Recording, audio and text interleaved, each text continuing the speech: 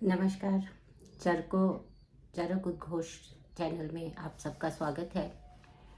और आज हम विधिवत रूप से चरक संहिता को प्रारंभ करने जा रहे हैं।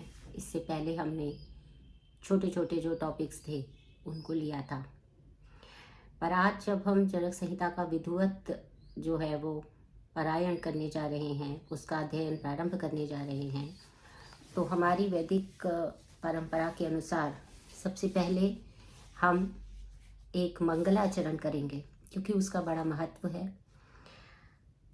गुणत्रय विभेदेन मूर्तित्रय उपेयुषे त्रयी भुवे त्रिनेत्राय त्रैलोकी पतये नमः। सरस्वती नमो यस्याः प्रसादात् पुण्यकर्म भी बुद्धि दर्पण संक्रांतम जगत अध्यक्षम अधीक्षते ईक्षते। अर्थात इसका भी एक अर्थ है।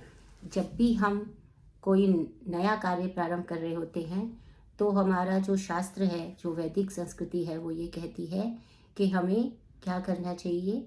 हमें जो है वो मंगलाचरण अवश्य करना चाहिए, क्योंकि यहाँ पर भी उन्होंने कहा, इसका बड़ा महत्व है, क्योंकि पहले ही जो ये मंगलाचरण दिया गया है, ये आयुर्वेद दीपिका जो चक्रपाणी की एक कमेंट्री है चरक संहिता पे, और सबसे पॉपुलर कमेंट्री है, उन्होंने ही इस मंगलाचरण को किया।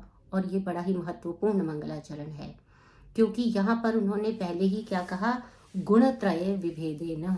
गुणत्रय जो है, हम जानते हैं कि गुण कौन से हैं, सत्व, रजस और तमस। इन तीनों गुणों का विभेद करने वाले जो हैं मूर्तिमय, उसमें कौन कौन है, ब्रह्मा, विष्णु और महेश। मूर्ति भाव में ये ब्रह्मा, विष्णु, महेश हैं। त्रैलोकी पतये नमः। ये त्रय भुवे, तीन भुवन कौन से हैं, तीन लोक कौन से हैं, एक भूलोक, एक आकाश लोक, भूलोक और पाताल लोक। तो ये जो तीन भुवनों के पति यानी कि संरक्षक हैं, उसके शासक हैं, उसको कंट्रोल करने वाले हैं, उनको सबसे पहले नमन करते हैं। उसके बाद माँ सरस्वती का नमन करते हैं, जो क्या करने वाली हैं, सरस्वत्यै नमो यस्य प्रसादात् पुण्य कर्म भी। कैसे, जिनके प्रसाद से, जिनके आशीर्वाद से पुण्य कर्म भी, जो पुण्य कर्म करने वाले होते हैं, उनसे उनको ये माँ सरस्वती जो है, उनका जो दर्पण है, हमारा शरीर का जो, मन का जो दर्पण है, वो ऐसा जो इस संसार में संक्रांत, क्योंकि संसार में सब जगह पर छुपे हुए जो ब्रह्म हैं, जो भगवान हैं, जो अधीक्षक हैं, उनको ईक्षते, उनको देखने का जो अवसर प्रदान करवाती हैं, उस माँ सरस्वती को हम नमन करते हैं। क्योंकि माँ सरस्वती अर्थात ज्ञान की देवी ही हमें उस ज्ञान तक ले जा सकती है, जिससे कि हम इस संसार में जो संक्रांत हैं, जो इसमें रचे बसे हैं, उन भगवान के दर्शन हम कर पाए, उस ईश्वर के दर्शन हम कर पाए। वो किसकी कृपा से हो सकता है, वो माँ सरस्वती की कृपा से ही हो सकता है। इसीलिए चरक का प्रारंभ करते हुए हमने इसको लिया, और इसलिए भी तीन गुणों का यहाँ पर जो है वो एक तरह से तीन गुणों का एक तरह से परिचय कर रहे हैं, क्योंकि ये सारी की सारी सृष्टि जो है वो सत्व, रजस, तमस गुण युक्त ही है। ये हम जानते हैं कि अव्यक्तावस्था में सत्व, रजस, तमस ही थे, जो कि समभाव में स्थित थे, और उसके बाद ही सृष्टि की उत्पत्ति होना शुरू हुआ था। तो इसलिए सबसे पहले हम इन तीनों का नमन करते हैं, और त्रैलोकीपति का भी नमन करते हैं, और फिर माँ सरस्वती का नमन करते हैं। तो इसके बाद जो पहला अध्याय चरक संहिता का है, उसका नाम है अथातो दीर्घ जीवन जीवितीयम अध्यायम व्याख्यास्याम। अथातो दीर्घं जीवितीयम अध्यायम व्याख्यास्यामः। यहाँ पर भी जो अथ शब्द आया है, वो अथ शब्द जो है वो क्या है, मंगलवाचक है। क्योंकि कोई भी वैदिक शास्त्र जब हम प्रारंभ करते हैं, शुरू करते हैं, तो उससे पहले हम मंगल का जरूर गान करते हैं। तो अथा से जो है यहाँ पर लिया गया। इसके अतिरिक्त भी ये जो शब्द बताया गया है, दीर्घं जीवितीयम अध्यायम, ये दीर्घ जीवन के लिए जो जीवित रहे। जीवित क्या है? शरीर, इंद्रिय, सत्व, आत्मा, इस सब को क्या कहते हैं? जीवित कहते हैं। तो ये दीर्घ काल तक रहे, ये आयु दीर्घ काल तक रहे। काल यहाँ पर क्या है? साइलेंट है, जिसे लुप्त भी कहा गया है। तो चरक संहिता में ऐसे बहुत सारी बार में हमें लोप का जो है वो परिचय मिलता है। जैसे दीर्घ काल, काल इसमें क्या है? लुप्त है, बीच में से काल लुप्त है। तो ये चरक संहिता की एक शैली भी है। इस संहिता में हमें बार बार इस प्रकार से आदि में, शुरुआत में, मध्य में या फिर अंत में इस तरह के लोप मिलेंगे, लेकिन साथ साथ उनका जो अर्थ है वो भी क्लियर होता रहता है। ऐसा नहीं है कि अर्थ क्लियर नहीं होता, बस हमें समझना पड़ता है कि यहाँ पर आदि लोप है या मध्य लोप है या अंत लोप है। तो यहाँ पर भी दीर्घ काल जो है वो यहाँ पर लोप है, यानी कि वो एब्सेंट है, मतलब लुप्त है, लेकिन उसकी प्रतीति हमको पूरा सेंटेंस जब हम पढ़ते हैं तो अपने आप होती भी है। तो यहाँ पर एक और बहुत ही विशिष्ट बात यहाँ पे आपको बताना चाहती हूँ कि जब हमने अथातो दीर्घं जीवितीयम अध्यायम व्याख्या सामा ये शब्द का प्रयोग किया है, तो एक तो ये हमारा जो तंत्र है, जैसे मैंने आपको अष्ट प्रश्न में बता दिया था कि तंत्र क्या है? आयुर्वेद है। और तंत्रार्थ क्या है? कि हमको सबसे पहले आयु के बारे में ही जानने वाला ये तंत्र है। तो उसी के ही सारे पहलुओं पर विचार करता है ये तंत्र। तो इसलिए इस तंत्र का जो मुख्य उद्देश्य क्या है? इसका मुख्य उद्देश्य जो क्या था वो क्या था? दीर्घ आयु प्राप्त हो। और दीर्घ आयु जब प्राप्त हो तो उसके अंदर ही अंतर्निहित था ये कि दीर्घ जो होगी वो सुखायु भी हो और हितायु भी हो। तो बेसिकली जो इस तंत्र का उद्देश्य है उसको बताने वाला, तो ये तंत्र का भी एक प्रयोजन बताता है ये अध्याय जो है, और अध्याय का प्रयोजन तो ये बताता ही है। अधीयते अनेन इति अध्यायम, यहाँ पे निश्चित रूप से किसी विशेष ध्येय के साथ पढ़ा जाए उसको अध्याय कहते हैं। ठीक है ना? ये बार बार हम पढ़ ही रहे हैं। तो यहाँ पर एक और बात जो मैं आपको बताना चाहती हूँ कि वैदिक शास्त्रों में ऐसा है कि जो 8 अंक है, अष्ट अंक जो है वो भी बहुत ही पवित्र माना गया है, ऑस्पिशियस माना गया है, मंगल कारक माना गया है। जैसे हम भगवान कृष्ण के बारे में भी सुनते हैं, अष्टवक्र भगवान, अष्टपदी। तो ये जो अष्ट संख्या है ये अपने आप में एक मंगल सूचक संख्या है। और आप देखिए कि ये जो अध्याय जो प्रारंभ हुआ है इसमें 8 पद हैं। गिनिएंगे आप। मैंने आपको बोला था कि आप जब भी ये लेक्चर सुनेंगे तब आप अपने साथ में कॉपी, पेन और बुक ये जरूर लेकर रखेंगे, तभी आप इसको समझ पाएंगे। तो इसमें ये बहुत ही इंटरेस्टिंग है, बड़ा मज़ेदार बात है ये कि ये जो अथातो दीर्घं जीवितीयम अध्यायम है व्याख्यासामः, इसमें भी 8 पद हैं। तो ये कितना सोच समझ के आप देखिए कि अध्याय का नामकरण किया गया होगा कि जो तंत्र के भी प्रयोजन को बताए, जो अध्याय के भी प्रयोजन को बताए, उसका भी ध्येय बताए, उसका भी ध्येय बताए, और फिर वो अष्टपदी भी हो, जो कि सबसे अधिक जो है वो एक पवित्र अंक माना गया है, एक मंगल कारक अंक माना गया है। तो यहाँ पर 8 पद कौन कौन से हैं? अथा तो है ना, अथा। दूसरा क्या है? अतः। तीसरा क्या है? दीर्घम। चौथा है जीवितीयम। 5वां है अध्यायम। फिर वि, फिर आ, फिर ख्यास्यामः, और फिर ख्यास्यामः। ये है अष्टपद।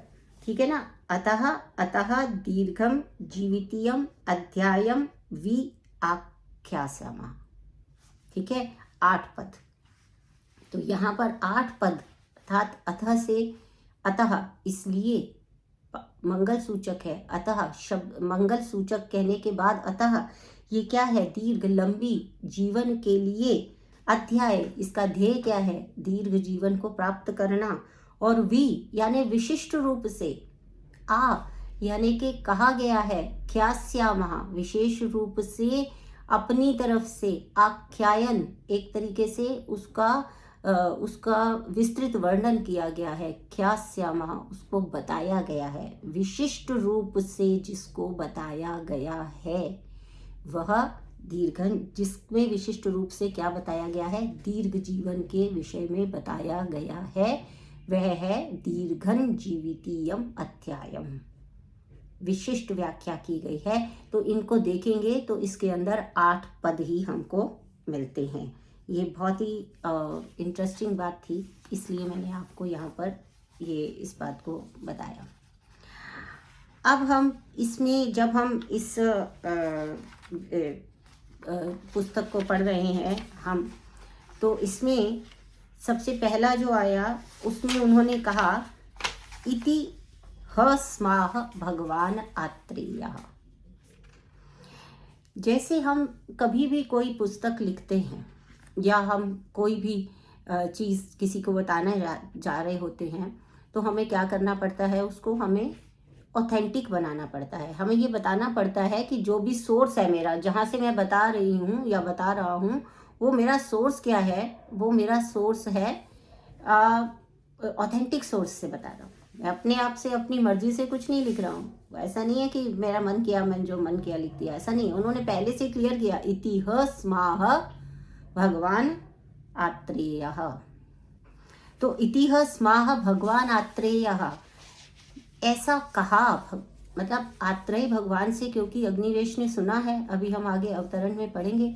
अग्निवेश ने कहा कि ऐसा उन्होंने कहा। पर यहाँ पर हमें ये बात ध्यान में रखनी होगी कि कोई पास्ट की बात नहीं बता रहे हैं, वह स्म, ऐसा रहा, ऐसा रहा, ऐसा कहा। तो उन्होंने भगवान आत्रेय शब्द का प्रयोग किया। तो भगवान जो शब्द है वो बहुत ही महत्वपूर्ण है शब्द, क्योंकि भगवान किसको कहते हैं? निश्चित रूप से जो ऐसा होता है, जो भग अर्थात क्या होता है? भग का अर्थ होता है पूजित ज्ञान। ऐसा ज्ञान जिसकी पूजा की जाती है वो भग कहलाता है। और भगवान यानी ऐसा कोई प्राणी जिसके पास में ऐसा पूजनीय ज्ञान हो। इसीलिए अग्निवेश अपने गुरु को भगवान आत्रेय के नाम से भगवान कहकर, उनका विशेषण भगवान कहकर उन्हें बुला रहे हैं। तो उन्होंने कहा कि जैसा उन्होंने कहा, इति ह का मतलब है निश्चित रूप से कहा, स्मः ऐसा, ये संस्कृत के दृष्टि से ऐसे लगता है कि कोई पास्ट टेंस की बात हो रही है, लेकिन यह पास्ट टेंस नहीं है, क्योंकि ये कोई परोक्ष ज्ञान नहीं है। ये अग्निवेश ने प्रत्यक्ष रूप से भगवान आत्रेय से जो सुना उसी को ही उन्होंने पेन डाउन किया, उसी को ही उन्होंने लिखा है। तो यहाँ पर भगवान से इसलिए उन्होंने अपने गुरु को भगवान की संज्ञा दी है, क्योंकि वो निश्चित रूप से ऐसे पूजनीय ज्ञान को बता रहे थे। उनके पास ऐसा पूजनीय ज्ञान था। क्या था उनके पास? आयुर्वेद। आयुर्वेद की पूजा की जानी चाहिए। विधेयः परम आदरः। इसके उपदेशों में परम आदर से हमको आगे बढ़ना है, तभी हम आयुर्वेद को सीख पाएंगे। तो इसमें क्या होता है कि वैसे देखा जाए तो इसके अंदर सभी प्रकार का यश, वैराग्य, ये सब होना चाहिए। जिसे भी हम भगवान कह रहे हैं, भगवान के कुछ लक्षण बताए गए हैं शास्त्रों में, उतना हम डिटेल में नहीं जाएंगे, लेकिन मैंने आपको बताया कि जिसके पास पूजनीय ज्ञान हो उसे भगवान कहा जा सकता है, क्योंकि भग का अर्थ होता है पूजा किए जाने योग्य ज्ञान। अब इस संहिता में 4 प्रकार के सूत्र प्राप्त होते हैं, ठीक है। क्योंकि ये जो चरक संहिता है, ये क्या है? ये शिष्य ने जो है वो अपने गुरु से जो प्रश्न पूछे हैं, शिष्य ने गुरु से जो प्रश्न पूछे हैं, वो उन्हीं प्रश्नों के विषय में बात यहाँ पर हो रही है। तो उन प्रश्नों के बारे में जब बात हो रही है तो वो कह रहे हैं कि इसके अंदर 4 प्रकार के सूत्र रहेंगे। ठीक है, ये 4 सूत्र कौन से रहेंगे? ये 4 सूत्र रहते हैं हमारे, एक होता है गुरु सूत्र, एक होता है शिष्य सूत्र, एक होता है प्रतिसंस्कृति सूत्र और एक होता है एकीय सूत्र। ठीक है, तो जो ये सूत्र हैं सबके सब, ये क्या है, इसमें सबसे पहला है गुरु सूत्र, क्योंकि जो भी भगवान बोलेंगे, जो भी पुनर्वसु आत्रेय अग्निवेश को बताएंगे, वो क्या कहलाएगा?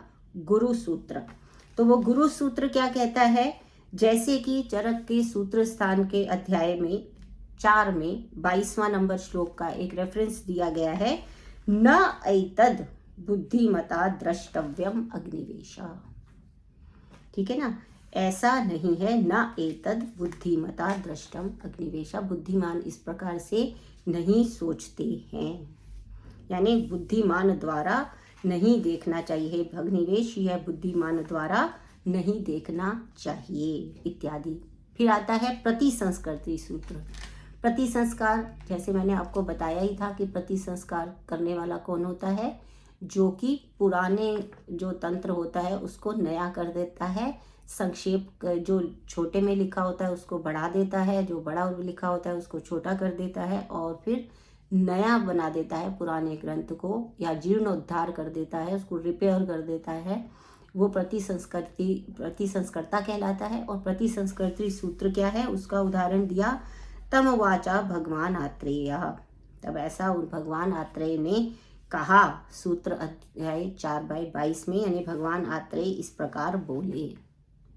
इसी तरह से अगला होता है हमारा शिष्य सूत्र, जैसे न एतानि भगवान पंचकषाय शतानि पूर्यन्ते, सूत्र 4 में ही 21वां गद्य है, उसमें कहते हैं, हे भगवान ये 500 कषाय पूरे नहीं होते हैं।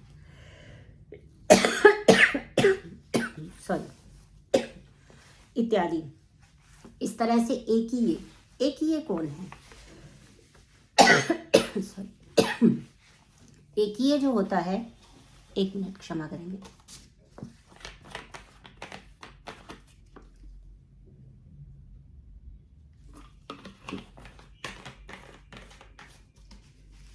एक ही जो सूत्र होता है वो क्या होता है? जैसे किसी ने कहा है, ऐसा क्या होता है कि जब बहुत सारी डिस्कशंस हो रही होती हैं और कोई का मत ऐसा होता है जो हम उसमें इनकॉर्पोरेट कर लेते हैं, मतलब पूरी तरह से वो हमारा मत नहीं होता, लेकिन हम डिस्कशन कर रहे होते हैं जिस समय, तो उस समय हम उस मत को जो है वो ग्रहण कर लेते हैं कि हाँ ठीक है, एक किसी ने ऐसा भी कहा है। इसका मतलब ये होता है कि हम उसका विरोध नहीं कर रहे हैं, ऐसा हो भी सकता है, यानी हमने नहीं कहा लेकिन किसी दूसरे ने जो कहा है वो हमको स्वीकार्य है। तो इसे ऐसे जो सूत्र हैं वो एक ही सूत्र है। जैसे शिशु का सिर पहले उत्पन्न होता है, ऐसे कुमार शिरा भरद्वाज का मत है। तो चरक शरीर स्थान अध्याय 6/21 में उन्होंने कहा कि जो इनका मत है वो भी एक ही मत ये भी है, किसी एक ने ऐसा भी कहा है कि सिर की उत्पत्ति पहले होती है, यानी हम ध्रुव विरोधी भी उसके नहीं हैं, लेकिन हम उसको एक्सेप्ट कर रहे हैं, पर ये इस ग्रंथ का भी मत नहीं है। इस तरह से ये पूरी जो संहिता है उसमें 4 प्रकार के सूत्र हमको मिलते हैं, गुरु सूत्र, प्रतिसंस्कृति सूत्र, शिष्य सूत्र और जो एकीय सूत्र, ये हमें इसमें प्राप्त होते हैं। तो यहाँ से हम इसमें आगे बढ़ते हैं और पहला जो इसमें आता है, सबसे पहले क्या हुआ है वो बता रहे हैं, दीर्घम जीवितम अन्विच्छन भरद्वाज उपागमत, इंद्रम उग्र तपा बुद्ध्वा शरण्यम अमरेश्वरम। इसका एक एक शब्द जो है वो बहुत ही महत्वपूर्ण है। दीर्घम जीवितम अन्विच्छन, पहले जो हमने बोला था अन्विच्छन का मतलब क्या हुआ कि जानने की इच्छा रखता हुआ, यहाँ पर क्या हुआ है कि पहले हमने बुलाया था दीर्घन जीवितीय अध्याय कि दीर्घ जीवन के लिए क्या क्या ध्येय होना चाहिए, क्या ध्येय है, क्या पढ़ना है, क्या उस चैप्टर में हमें बताया जाएगा। ठीक है, लेकिन यहाँ पर क्या हो रहा है, यहाँ पर जो शब्द इस्तेमाल किया वो क्या किया, दीर्घन जीवितम इच्छन अन्विच्छन। अन्विच्छन क्या मतलब होता है कि जानने की इच्छा से, दीर्घ जीवित कैसे रहे, जीवन कैसे प्राप्त हो, इसको जानने की इच्छा से भरद्वाज उपागमत, भरद्वाज गए और इंद्र उग्र तपा बुद्धवा, यानी उग्र तपा है। ये उग्र तपा जो शब्द आया है ये भरद्वाज के लिए आया है। उग्र तप का मतलब क्या होता है कि उनका सोचिए कि कितना तप जो है वो इतना प्रबल होगा, इतना प्रबल उनका तप होगा कि वो धरती से सशरीर इंद्र के पास स्वर्ग में जा सकते हैं। और स्वर्ग, इंद्र भी कौन है, महाराजा है, बहुत बड़े राजा हैं, उनके पास जा सकते हैं, उग्र तप है उनके पास। इसीलिए उनको भरद्वाज को चुना गया कि भाई आप जाइए। तो ये भरद्वाज जो इंद्र के पास जा रहे हैं, तो इन्होंने राजा इंद्र के द्वारा शरण में गए हुए उन्होंने क्या क्या सोचा, उग्र तपा कौन है, भरद्वाज है, उन्होंने क्या सोचा, शरण्यम अमरेश्वरम, बुद्धवा शरण्यम अमरेश्वरम, ऐसा ज्ञान प्राप्त करके, ऐसा सोच कर कि जो इंद्र में जो हित करने वाले का शरण्य है, हित करने वाला है, ऐसा जानकर उनके पास गए। क्योंकि इंद्र जो है वो हित करने वाले हैं, ऐसा जानकर ये जो उग्र तप करने वाले भरद्वाज थे ये इंद्र के पास गए। तो यहाँ पर एक प्रश्न भी उठाया जाता है कि भाई जब वो इतने उग्र तप थे कि वो स्वशरीर स्वर्ग में जाकर और जो है इंद्र से ला सकते थे ज्ञान, तो फिर वो आयुर्वेद को भी जो है वो अपने आप उसका ज्ञान कर लेते, है ना। फिर उनको जाने की क्या ज़रूरत थी इंद्र के पास, बोलते हैं नहीं। यहाँ पर ये बात मैं इसलिए बता रही हूँ क्योंकि जो कार्य है वो करने के लिए, कोई भी ज्ञान प्राप्त करने के लिए या कोई भी कार्य करने के लिए हमें तप तो करना ही पड़ता है। तप का अर्थ क्या होता है, तप का अर्थ होता है परिश्रम करना, घोर परिश्रम करना, बहुत कड़ी मेहनत करना, उसकी ज़रूरत होती है। लेकिन ये जो कड़ी मेहनत है ये कहाँ, जहाँ जहाँ की जाएगी उसी लक्ष्य की तो प्राप्ति होगी ना। तो हमेशा कड़ी मेहनत जो है वो काम नहीं आएगी। अब जैसे मान लीजिए एक मजदूर है, उदाहरण के लिए एक मजदूर है, वो मजदूर क्या कर रहा है, वो मजदूर जो है वो रात दिन ईंटें उठाता है, सीमेंट उठाता है, क्या क्या उठाता है, और कहाँ ले जाता है, वो ले जाता है अपना भगवान के, वो जो है वो सॉरी ये पूरी बिल्डिंग बनाता रहता है। कितना कड़ी मेहनत कर रहा है, क्या वो उग्र तपा नहीं है, उग्र तप है। लेकिन उसको आयुर्वेद तो नहीं आता ना। केवल उग्र तप करने से बात नहीं बनेगी। उग्र तप कहाँ करना है, उस विषय का ज्ञान करवाने के लिए किसकी आवश्यकता होती है, गुरु की आवश्यकता होती है। इसीलिए उग्र तप तो था, लेकिन उग्र तप भी जो है वो ये है कि प्रत्येक विषय में वो नियत होता है। उग्र तप, कड़ी मेहनत जो है वो नियत होती है ना। जो मिसाइल बना रहा है उसको मिसाइल बनाने का एक्सपीरियंस है, वो उसी में उग्र तप कर रहा है। जो खाना बना रही है घर में गृहिणी, उसको वो उसी में उग्र तप कर रही है। क्या वो उग्र तप नहीं है कि वो जून की गर्मी में भी किचन में खड़ी होकर काम कर रही है? तो ये उग्र तप है। लेकिन उससे वो खाना ही बना सकती है क्योंकि उसी का ज्ञान है उसको, और उसने वही ज्ञान प्राप्त किया है। तो इसलिए नियत होता है, जिसको हमने प्राप्त करना है वो नियत होता है। और इसीलिए जो आयुर्वेद है वो गुरु परंपरा वाला ग्रंथ माना गया है। गुरु परंपरा से ही आता है, गुरु से हम सीखते हैं, वही आयुर्वेद की परंपरा है, वही वैदिक शास्त्र की परंपरा है। हमने देखा भगवत गीता में भी गुरु परंपरा है। भगवान की शरण में वो आया है कि भगवान की शरण में आकर अर्जुन जो कह रहा है कि मैं अब आपका क्या हूँ, शिष्य हूँ और आपकी शरण में आ गया हूँ। तो शरण में किसकी में आते हैं, जो शरण्य हो, अर्थात जिसकी शरण में हमको पता है कि ये हमको निराश नहीं करेगा और जो हम इससे लेने आए हैं ये वो हमें देने में सक्षम भी है। तो इसीलिए इंद्र को इस योग्य माना गया। बुद्धवा जो ये जो है इंद्र जो है कि वो शरण्य हैं, इसलिए भरद्वाज जो है वो वहाँ पर जाते हैं और इंद्र से ज्ञान प्राप्त करने के लिए प्रयास करते हैं। अब इसमें क्या है कि उग्र तप जब हम कह रहे हैं, इसका मतलब ये हुआ कि अगर कोई ये कहे कि आयुर्वेद भी तो फिर यही है कि अगर हमारे पिछले जन्म के जो कर्म किए हुए हैं हमने, अगर वो ठीक होंगे तभी आयुर्वेद काम करेगा, अगर वो ठीक नहीं होंगे तो वो काम नहीं करेगा। तो यहाँ पर इस बात को भी समझना ज़रूरी है, आप सभी स्टूडेंट्स को भी इस बात को समझना ज़रूरी है, क्योंकि हम एक तरफ तो कर्म की थ्योरी बताएंगे इस संसार को, और फिर दूसरी तरफ हम ये भी बता रहे हैं कि भाई आयुर्वेद बड़ा प्रभावशाली है। तो वो कहते हैं भी क्यों, अगर कर्म हमारा खराब है पिछला तो फिर हमें आयुर्वेद काम नहीं आएगा, और अच्छा है तो फिर भी आयुर्वेद काम नहीं आएगा।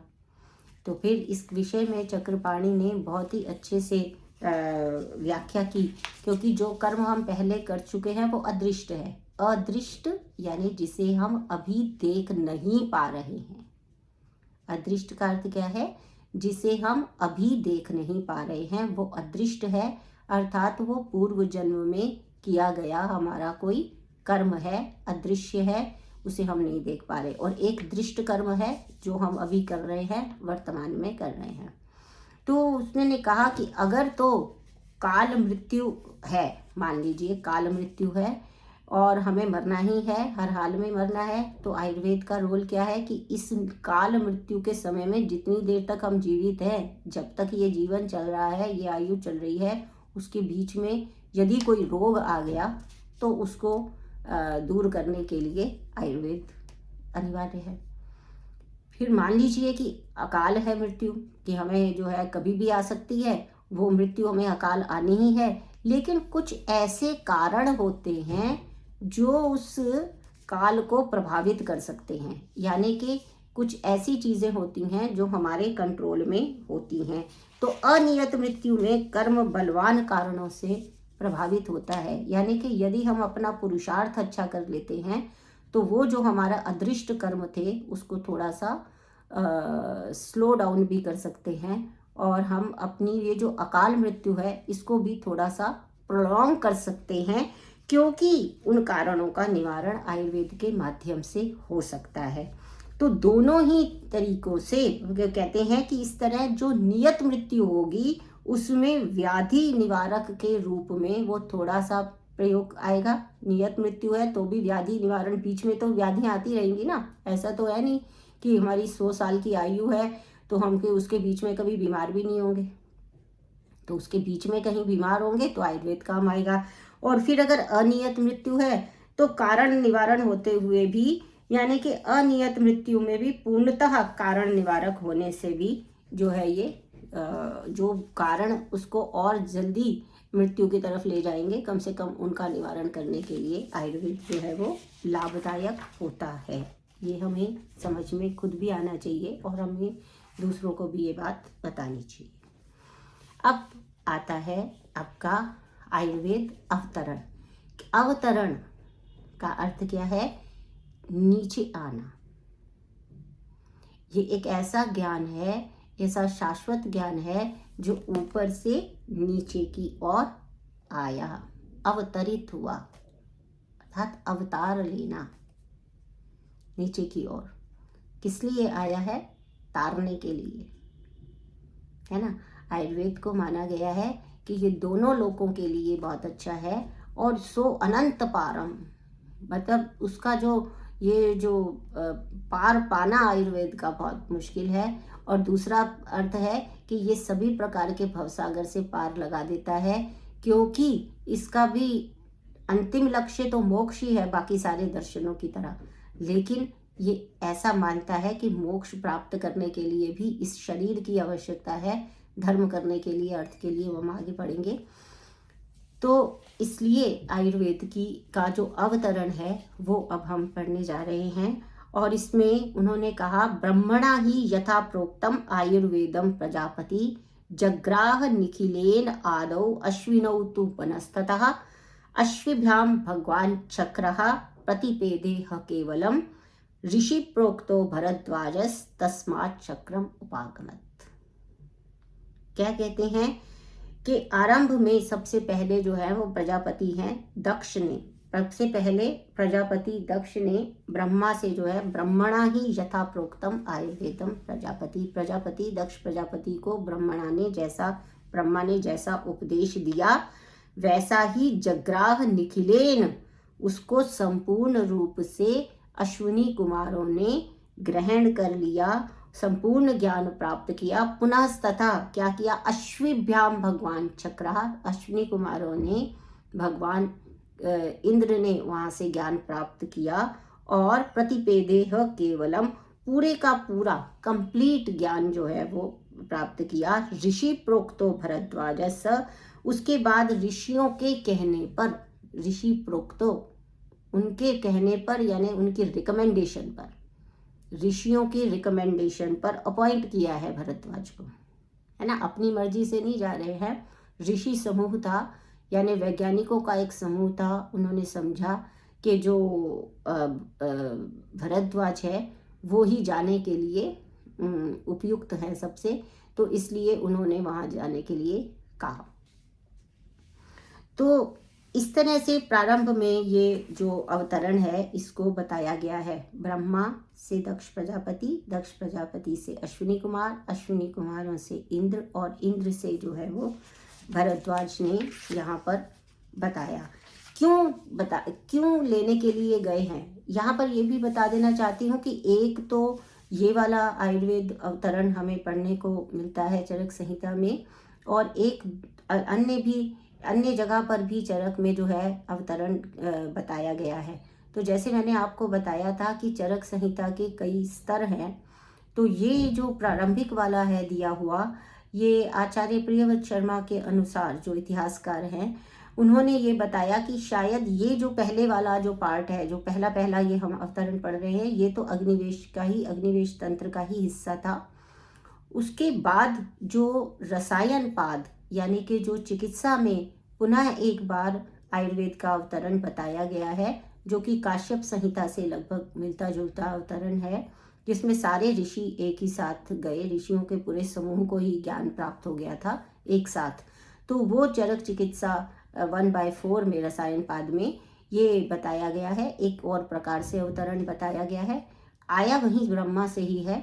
तो उस अवतरण की बस सिर्फ यही विशेषता एक मैं आपको बता रही हूँ कि क्योंकि संदर्भ आ गया इसलिए कि वहाँ पर जो है हमें बताया गया कि जिस तरीके से बताया गया है वो ऐसा लगता है कि वो चरक ने प्रति संस्कर्ता के स्तर पर वैसा अवतरण बताया गया, क्योंकि वो बिल्कुल जो मैच होता है वो काश्यप संहिता से मैच होता है कि सारे ऋषि एक साथ ही गए, ऐसा नहीं कि भरद्वाज अकेले चले गए।